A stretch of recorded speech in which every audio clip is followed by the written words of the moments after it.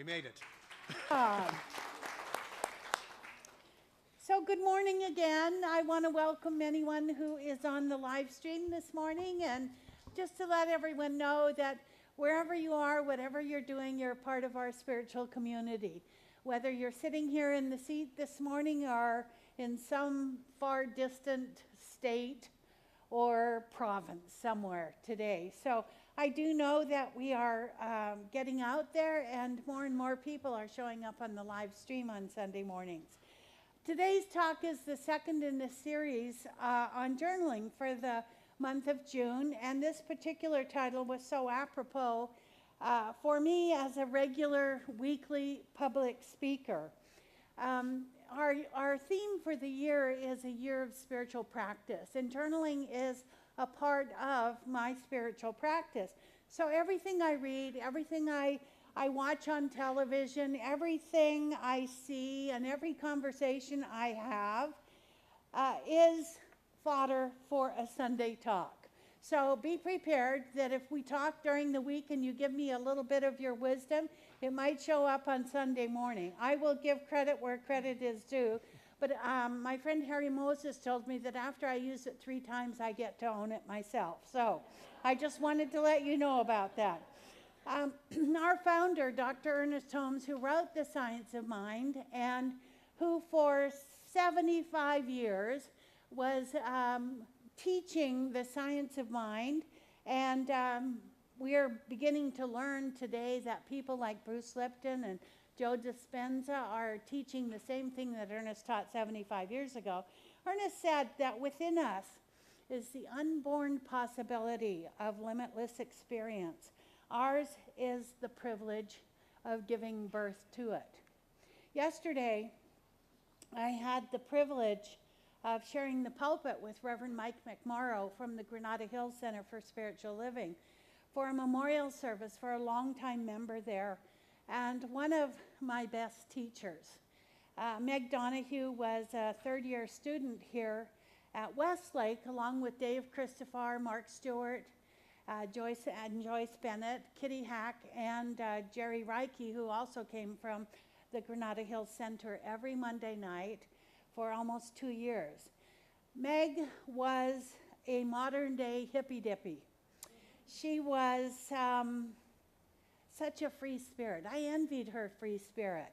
She didn't have much fashion sense, but she had incredible style, as I said yesterday in the memorial service.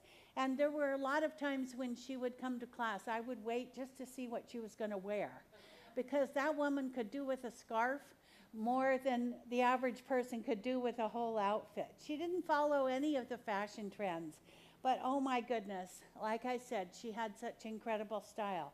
Ernest Holmes says that our consciousness precedes us when we walk into a room, and when Meg walked into a room, the whole place lit up. She had that kind of personality. Meg left this plane quickly last week with a heart attack. And clearly she wasn't messing around, because she was long gone by the time the paramedics got there. She was ready to leave.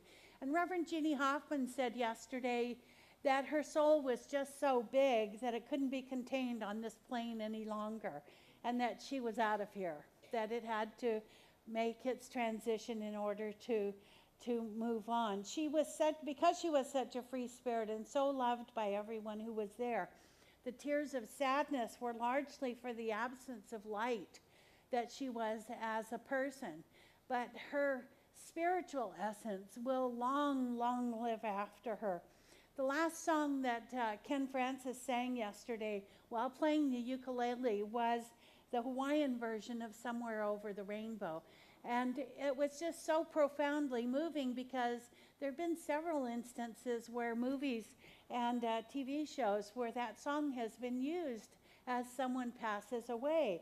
And so we all got to feel our feelings, and it was quite cathartic, because they had very large boxes of Kleenex peppered throughout the sanctuary, and they were well used.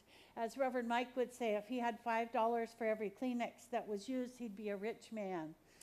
Memorials serve to bring us to a place of focused observation.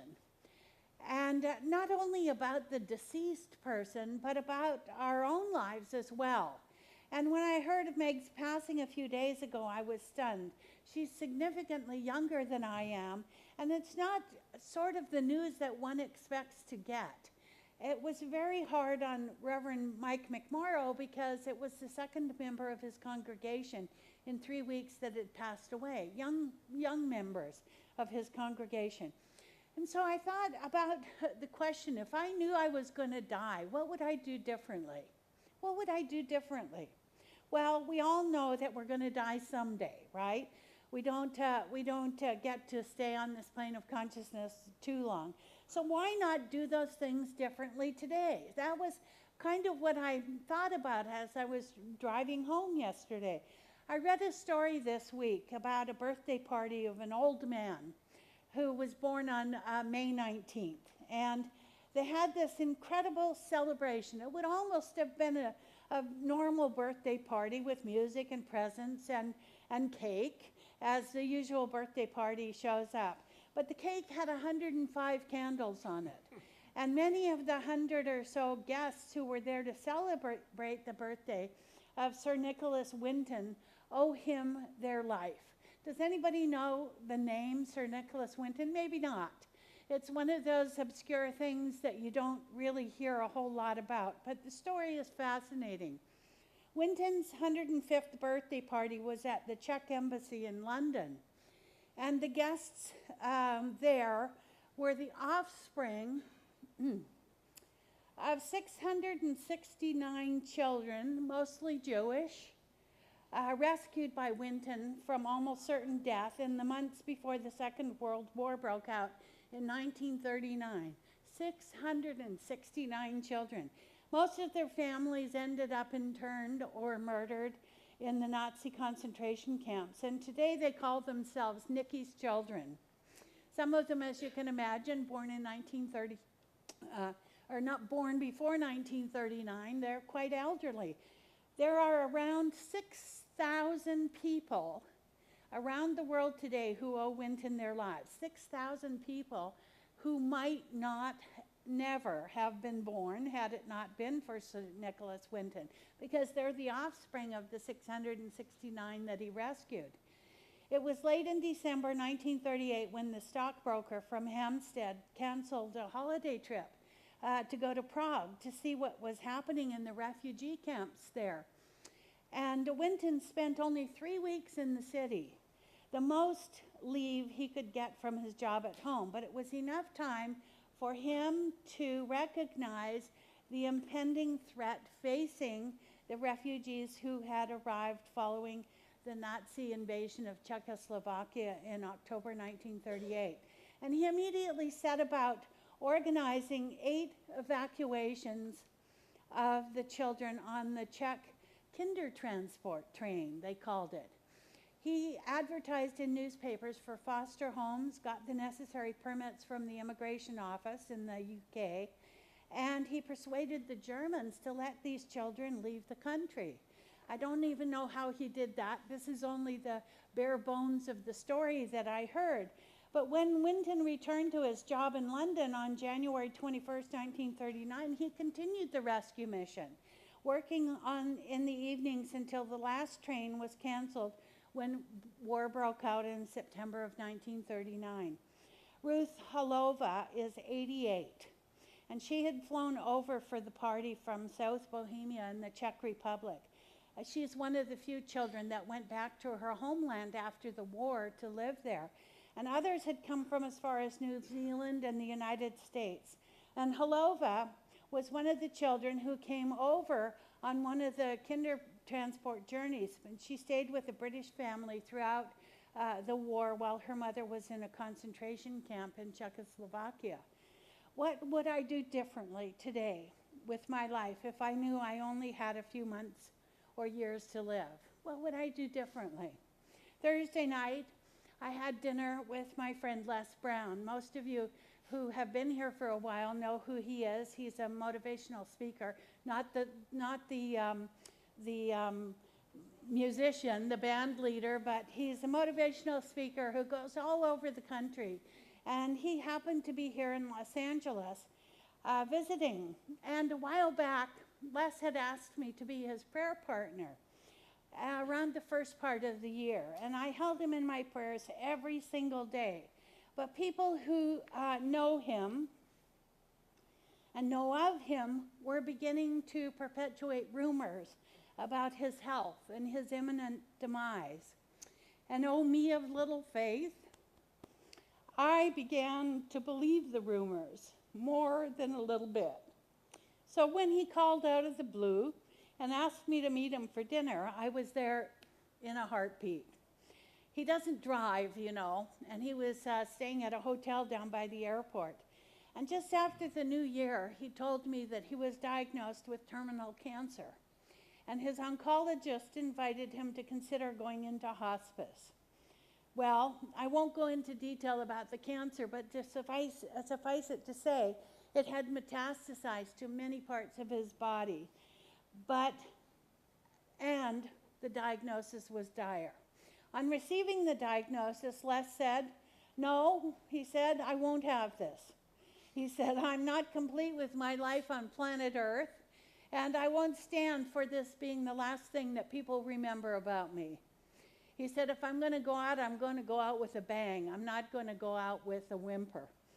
And there was more than a little ego involved in his decision to take himself out of the mainstream for 120 days to a holistic health center outside of Cleveland. No phone, no TV, no communication with the outside world. He ate totally raw vegan. He did Tai Chi, Qigong. He meditated and prayed for 3 hours a day. He did yoga, he slept, he walked, he read positive, life-affirming books, and he healed himself. When I saw him on Thursday, he looked wonderful. He looked more wonderful than I've ever seen him in his life. And some of you who were here to hear him speak a while back, he brought up an enormous bag of medications that he was taking. Remember? And he poured them all out on the stage. Well, he doesn't take any of those medications anymore. He is no longer diabetic. He has lost probably 60 pounds.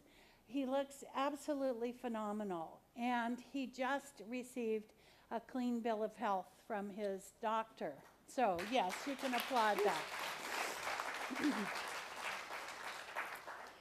He told a really, really funny story. He said that when he went to the oncologist, he had to have a technician. They put some sort of dye in him, and they do a body scan so they can see where the various cancer has lodged itself in the physical body. And Les kept saying to the technician, "What's going on?" And the guy said, "Just a minute, Mr. Brown, just a minute." And he kept doing the scan, and he said, "Maybe we should try this again." And he did the scan again, and Les said, "What's happening here?" There were two technicians in the room with him. And the technician finally said to him, he said, "You know, I'm not supposed to say this to you, to tell this to you. Your doctor's supposed to tell you." But he said, "I can't find any trace of cancer in your body anywhere." And he said, "Maybe they made a mistake 4 or 5 months ago." And Les started to laugh, of course. And he said, "You know," he said, "if you didn't have a ring on your finger, I'd kiss you on the lips." And the guy said, "Well," he said, I'm not gay." And he said, "I don't think I'd appreciate that very much." And the other technician, Les said, who was standing behind him, says, "Well, I am gay, and I'd love to have you kiss me on the lips." So I love that story. And of course, you know, we're in a restaurant, and when Les Brown laughs, he laughs from the bottom of his feet to the top of his head. He's just hysterical. He makes me laugh so hard. Paulo Coelho, who wrote The Alchemist, said that when we repeat a mistake, it's not a mistake anymore. It's a decision. Yipes. Les has experienced the mistake of cancer 3 times in his life now. And he says, this is it. This is it. No more. He's decided he's learned all he needs to learn from this disease, and he's ready to have a changed life experience, totally and completely for the rest of his life. When we parted company that night, you know, there was such a buildup of tension in me because I'm not sure what I expected to see when I went to have dinner with him, but he waited for me while they brought my car to me, and I hugged him really tight, and he hugged me. He always does this thing that I do to my granddaughter. He like kisses me in the neck, and it sends goosebumps all over my body from the top of my head to the bottom of my feet. And I said, "I'm so glad you're not dead." And he he really laughed so hard, and he said, "So am I, so am I." The guy who was getting my car looked at me like, "Really? Are you serious?" But I felt like that. I was so glad that that the rumors that I heard, while they may have been true on the surface, they had no capital T truth to them. Both Meg and Les have been lovingly placed in my life for me to observe their journeys. And I think what we get to see is how we relate with our focused attention to the journeys that other people are having and to what goes on for them. We get to be the observers. We do not get to be down and dirty with whoever it is that might be experiencing adversity in their life. We get to be the ones who are the voices of reason and the voice of truth for the people that show up in our lives that are having difficulties. And each of these people, including Sir Nicholas, has provided me with an opportunity for a spiritual awakening of some kind. And I got to look at that part of my life. What would I do differently if I knew that I could make a difference in someone else's life? Sir Nicholas had 669 children that had a different life experience because of him. Les Brown has changed the lives of so many people in all the years that he has been doing what he's been doing. And in fact, he left Saturday to go to Hong Kong to give 3 talks. And he no longer wants to travel. He wants to stay at home and do his work from where he lives, and to see if he can't find a different way to reach a lot of other people. And I again offered him, because we now have everything for live streaming at our center, that he will utilize our center to live stream all over the world now, so he can reach so many more people. Now Meg, on the other hand, she didn't perhaps reach very many people, but she reached me, and she reached maybe Dave Christopher and Mark Stewart and Joyce Bennett, who were in class with her. She reached out to many people as a practitioner at the Granada Hills Center, but her life still had significance. And there wasn't one person yesterday who was at the memorial service for her who did not understand the depths to which their lives had been affected by her. There are 12 symptoms of spiritual awakening, and see if you can relate to any number of these. Number 1, an increased tendency to let things happen instead of trying to make them happen. Number 2, frequent attacks of smiling. You're all smiling right now. I get it. You are all spiritually awakened, right? Number 3, feelings of being connected with others and nature. Number 4, frequent overwhelming episodes of appreciation. Number 5, a tendency to think and act spontaneously rather than from fears from past experiences. Number 6, an unmistakable ability to enjoy each moment. Number 7, a loss of ability to worry. Oh, let's get a handle on that one, okay? Let's get a handle on that one. Number 8, a loss of interest in conflict. Number 9, a loss of interest in interpreting the actions of others. Wow, we make mistakes all the time, don't we? I'm trying to figure you out, and I haven't figured me out. What's up with that? Everything, like Don Miguel Jr. said, is filtered through perception or projection. And when we try to figure out other people, we're most always wrong. Number 10, a loss of interest in judging others. Number 11, a loss of interest in judging the self.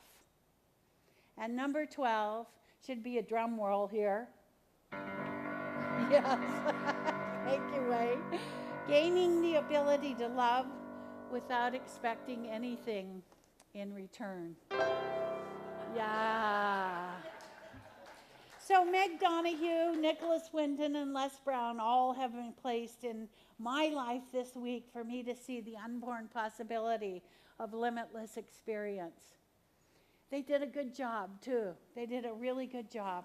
Ernest Holmes talked about this, and to recognize that there is so much more to learn. You know, everything in our lives is just one decision away from a new experience. And everything in our lives is becoming something greater and something new and a greater yet to be. I know for sure, as I participated yesterday with Reverend Mike and all the others from the Granada Hills Center, that was my home church for 14 and a half years. And for me, it was like going home to a bunch of people that I was in relationship with, family and friends, who were there to greet me and to share their experience of loss with me. Being with my friend Les Brown on Thursday night was an opportunity for me to really reevaluate my faith and my ability to see beyond what other people are wanting to tell me about someone or something about someone else. And this Sir Nicholas Winton, well, there's just something incredibly wonderful that he saved 669 children, and in the process allowed for 6,000 people to be born and to have a life and to be able to do something to make a difference in the world. I know for sure that for all of us, in small part, we do our small part to make a difference in the world, knowing that with God, all things are possible. Will you join me in consciousness? Thank you. Thank you. Will you join me in consciousness, please?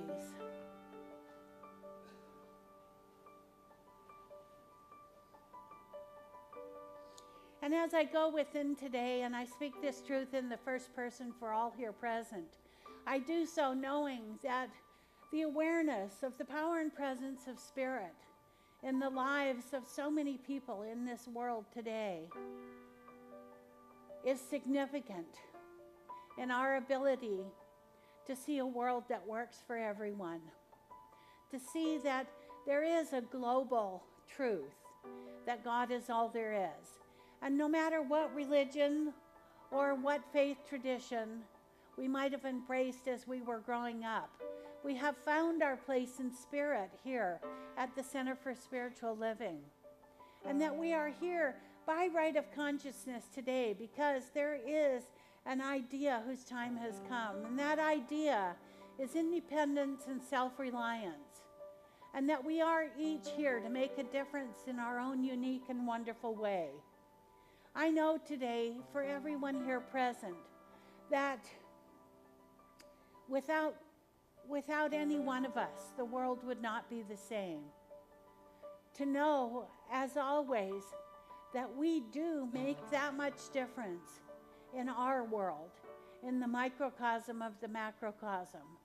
And so I know today that as we move forward in consciousness throughout this week, it is from that place of focused attention. It is from that place of observation to where we can see the good that is happening in our world. We can see the blessings that abound in our world, that we have this beautiful city in which we live, this beautiful country in which we live, that we have fresh air and sunshine, and there is no fear about living on a day-to-day basis, that there is only joy and celebration.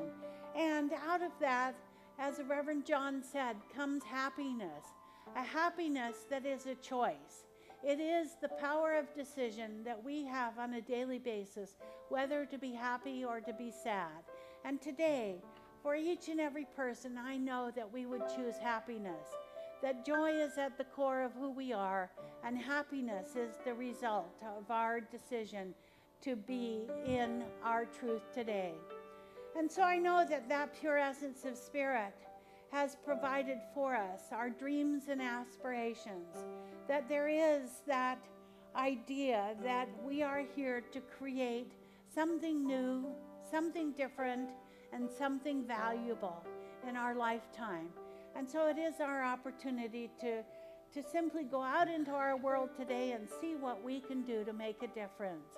And so from this place in consciousness, I joyfully receive and give thanks for the awareness of this idea, knowing that God is in the mix, all is well, as we say together, and so it is.